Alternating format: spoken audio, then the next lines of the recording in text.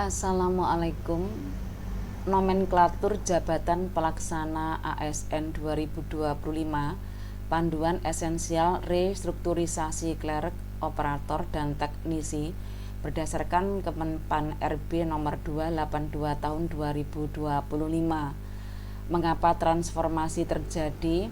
Kemenpan RB nomor 11 2024 dicabut dinilai sudah tidak sesuai dengan perkembangan dinamika dan kebutuhan instansi pemerintah yang menuntut kelincahan.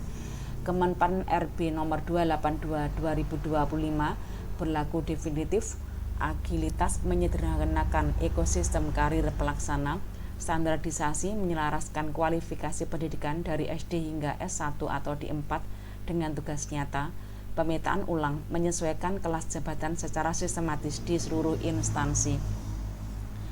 Arsitektur baru jabatan pelaksana klerk fokus pada administrasi, analisis kebijakan, pengolahan data, dan kesekretariatan, pekerja berbasis pengetahuan. Operator fokus pada layanan operasional langsung, pengawasan lapangan, pengamanan, dan layanan dasar. Teknisi fokus pada keahlian khusus tersertifikasi, manajemen permesinan, dan operasional maritim atau transportasi berat. Matriks diagnostik klasifikasi pelaksana untuk klerk, karakteristik inti, analitis, administratif, konseptual. Untuk operator layanan publik, tindakan lapangan, pengawasan.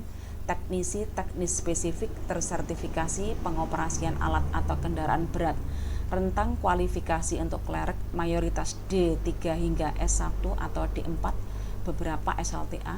Operator SD atau SLTP hingga S1 sampai D4 sangat variatif. Teknisi SLTA atau SMK teknis khusus hingga S1, D4 wajib sertifikat keahlian atau keterampilan. Contoh jabatan klerk: penelaah teknis kebijakan, pengolah data dan informasi, desainer buku. Untuk operator, polisi khusus cagar budaya, pengawas jaringan utilitas, akun representatif, teknisi nahkoda, masinis 1 sampai 3, teknisi laboratorium.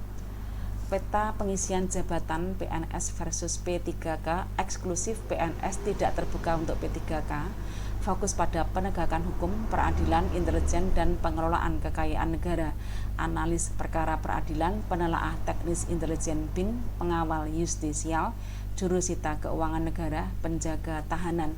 Universal terbuka untuk PNS dan P3K, konteks mayoritas jabatan yang bersifat administratif, layanan publik operasional, dan keahlian teknis, fasilitator pemerintahan, desainer atau ilustrator buku, pengelola umum operasional, teknisi laboratorium.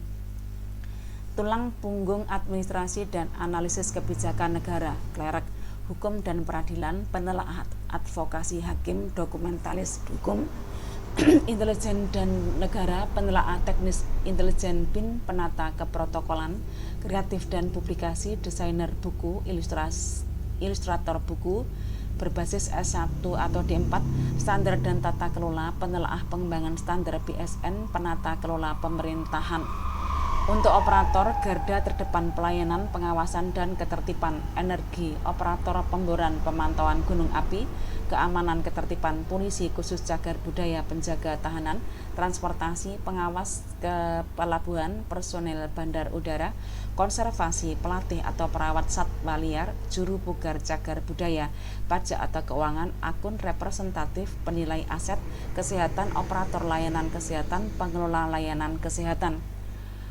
Penegakan hukum dan intelijen, peran strategis yang membutuhkan kualifikasi khusus dan berstatus eksklusif PNS, Kejaksaan Agung, pengolah data penanganan perkara, petugas aset dan barang bukti, pranata justisial, Badan Intelijen Negara, penelaah teknis intelijen, pengolah data intelijen, Kemenkumham, imigrasi dan pemasyarakatan, pengelola administrasi pemasyarakatan, petugas pengaman pemasyarakatan.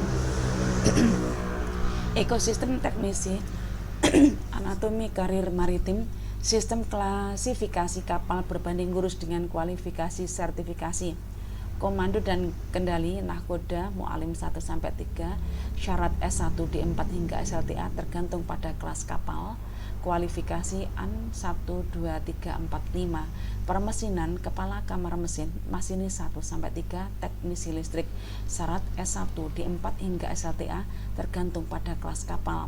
Kualifikasi ATT 1, 2, 3, 4, 5, operasional dek dan darat, seorang jurumudi, kelasi, serta pengendalian darat oleh manajer VTS. Peta jalan transisi batas waktu 1 tahun. Mandat umum seluruh instansi pemerintah wajib telah menyesuaikan nomenklatur jabatan pelaksana sesuai Kepmen 282/2025.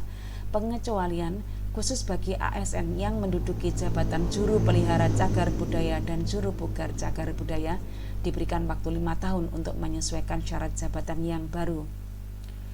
Langkah aksi bagi instansi mapping ulang, sesuaikan segera nomenklatur lama yaitu Kepmen 11/2024 ke nomenklatur baru lampiran 4 Kepmen 282/2025. Perhatian khusus sektor energi, segera sesuaikan jabatan spesifik yang kedudukannya berubah seperti operator kilang, pemantauan gunung api, penata kelola hulu migas, pengelola senjata api. Transisi kelas jabatan, nomenklatur dan kelas jabatan dari Kepmen 11/2024 tetap berlaku sah sampai adanya penyesuaian kelas jabatan yang baru disahkan oleh instansi masing-masing. Landscape kualifikasi pendidikan SD atau SLTP, pengelola umum operasional eksklusif P3K, pengamanan polisi khusus operator alat berat perawatan satwa atau tumbuhan jurumudi kapal, ini SLTA atau SMK. Untuk D3, pengelola data, pemeriksa, pengelola administrasi perkantoran atau hukum. Untuk S1 atau D4, pekerjaan konseptual, analitis, penelaah kebijakan, kurator, filolog, akun representatif, konsultan industri. Jabatan unik dan spesialis di tubuh birokrasi, nomenklatur baru mengakomodir keahlian yang sangat spesifik dan esensial. Pawang anjing pelacak dan instruktur anjing pelacak untuk Kemenkyu, pemeriksa forensik digital untuk Kominfo, penyusun buku braille dan fasilitator bahasa syarat untuk Kementerian Sosial, konservator dan kurator dan filolog Kementerian Kebudayaan, instruktur pencarian dan pertolongan Basarnas. Kesimpulan utama: 1. Simplifikasi sistem ekosistem. Hanya ada 3 jalur yang diakui, klerek, operator, dan teknisi. Ini adalah akhir dari kebingungan nomenklatur yang tumpang tindih. 2. Fleksibilitas terukur bagi instansi. Diberikan waktu 1 tahun masa transisi untuk menyesuaikan sistem SDM internal tanpa merugikan kelas jabatan ASN saat ini. 3. Spesialisasi berbasis kompetensi. Kualifikasi pendidikan tidak lagi sekadar ijazah umum, melainkan dipetakan secara presisi dengan sertifikat-sertifikat keahlian nyata, terutama di sektor teknis, maritim, dan energi.